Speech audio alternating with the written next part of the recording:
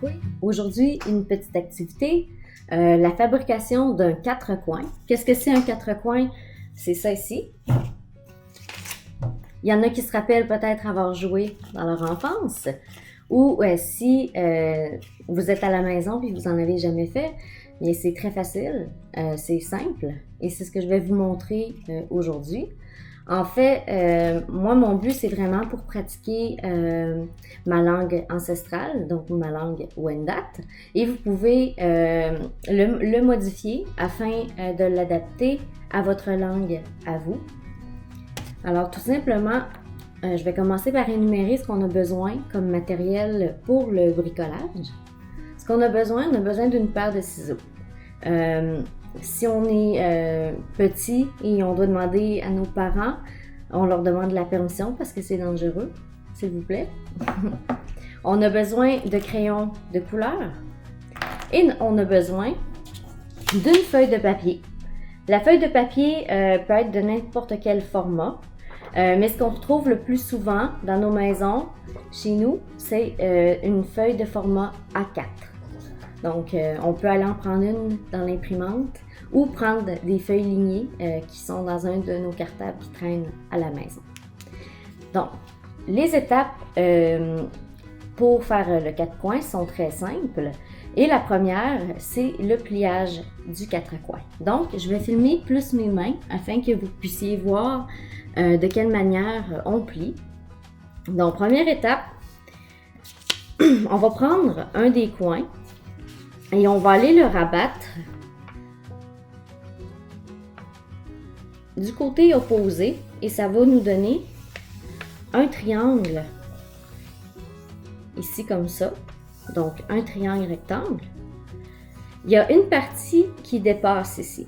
Cette partie-ci, on n'en a pas de besoin pour former le quatre coins. Et c'est là qu'on a besoin de ciseaux. Ou si vous n'avez pas la permission d'utiliser les ciseaux, demandez à vos parents de couper cette bande qui dépasse. Donc, on coupe la bande. Et on n'en aura pas besoin. Donc, on peut la discarter ou la jeter, tout simplement. On a maintenant un carré qu'on a plié en deux. Et on va le replier en deux afin de former un autre triangle. Un plus petit, comme ceci. Là, vraiment, on a la base du quatre coins. C'est vraiment ça ici. On est supposé voir un X. Donc, on le met face à nous. Et ce qu'on va faire maintenant, c'est qu'on va prendre chacun des coins et on va aller le rabattre vers le centre. Donc, on va le plier vers l'intérieur. Et on va faire ça avec tous les coins. Il ne faut pas s'en faire si on ne plie pas très bien. L'important, en fait, c'est que les triangles n'embarquent pas les uns sur les autres. Donc, c'est pas grave si c'est un petit peu croche. Hein? On n'est pas tous des artistes ou tous très habiles.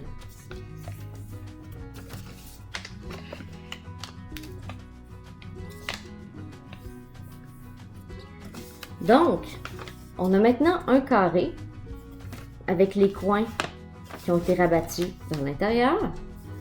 Ce qu'on va faire maintenant, c'est qu'on va le tourner et on va encore ramener les coins vers le centre, comme ça.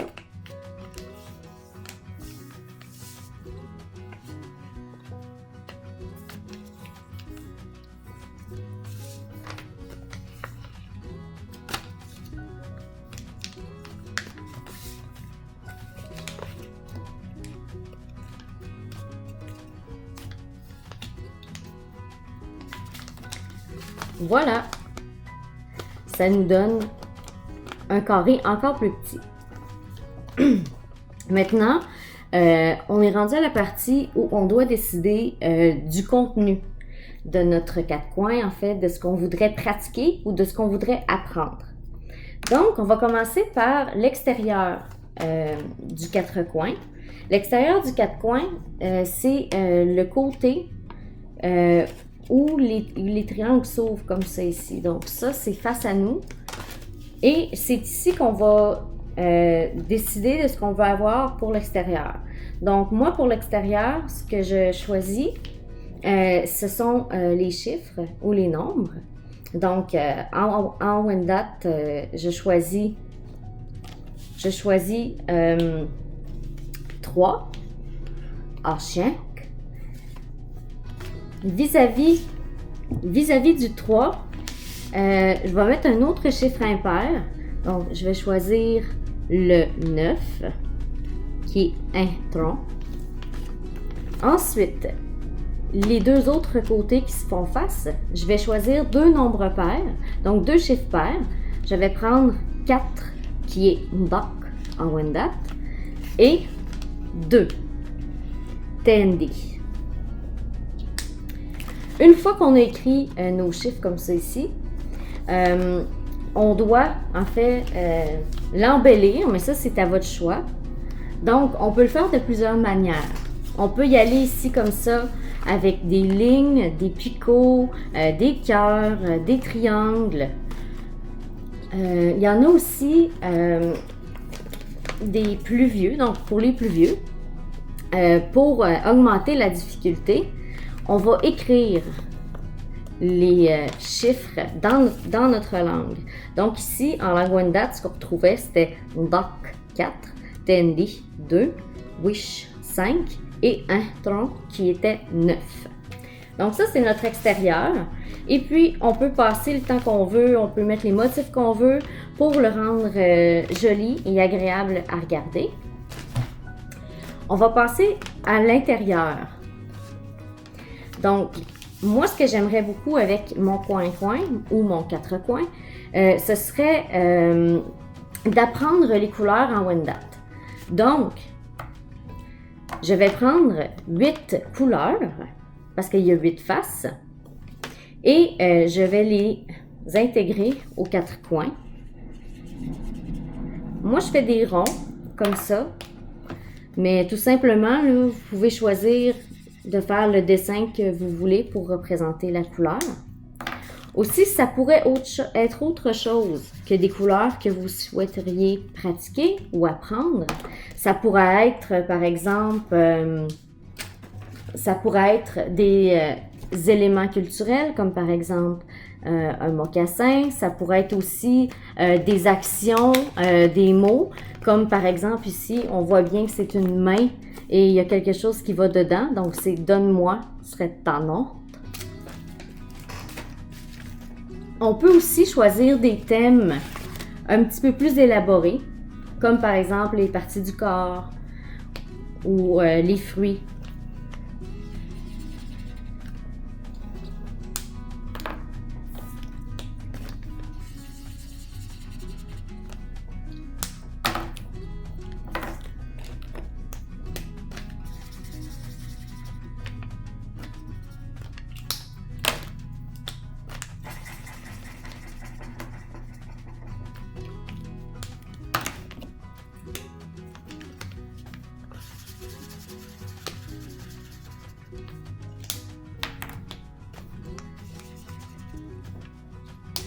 J'ai ici mes 8 couleurs. Ça pourrait être aussi 8 animaux ou des catégories, des questions ou des objets, comme je vous l'ai mentionné tout à l'heure. C'est selon vos habiletés en dessin et selon ce que vous voulez pratiquer aussi. Donc, on va essayer de donner la forme maintenant au coin-coin. Ce qu'on fait tout simplement, c'est qu'on va prendre ça ici et on va le plier en deux. Maintenant, afin de lui donner sa forme finale, ce qu'il faut faire, c'est glisser ses doigts sous les chiffres. Donc, on a la forme de notre quatre coins ici. Maintenant, on a à l'intérieur ici nos couleurs. Et c'est certain que lorsqu'on va choisir, ensuite, il faut trouver une réponse ou une question ici. Ça pourrait être aussi, par exemple, des catégories. comme je pourrais avoir un bonhomme, un crayon. Ça voudrait, le bonhomme voudrait dire action et le crayon voudrait dire dessine. Et puis là, on aurait un mot ou un objet à dessiner. Donc moi, ce que je vais choisir, en fait, c'est d'écrire la question en Wendat, quelle est la couleur. Donc, ta'ort iguasuputin, de quelle couleur est-ce? Et à l'intérieur, je vais avoir la réponse. Ici, on avait gris. Donc, gris, c'est ohienra iorti. Donc, j'écris le ohienra iorti. Iorti. Ohienra iorti, ça veut dire, c'est comme la cendre. Donc, ça représente vraiment le gris. OK. Maintenant, on serait prêt à jouer. Donc, par exemple,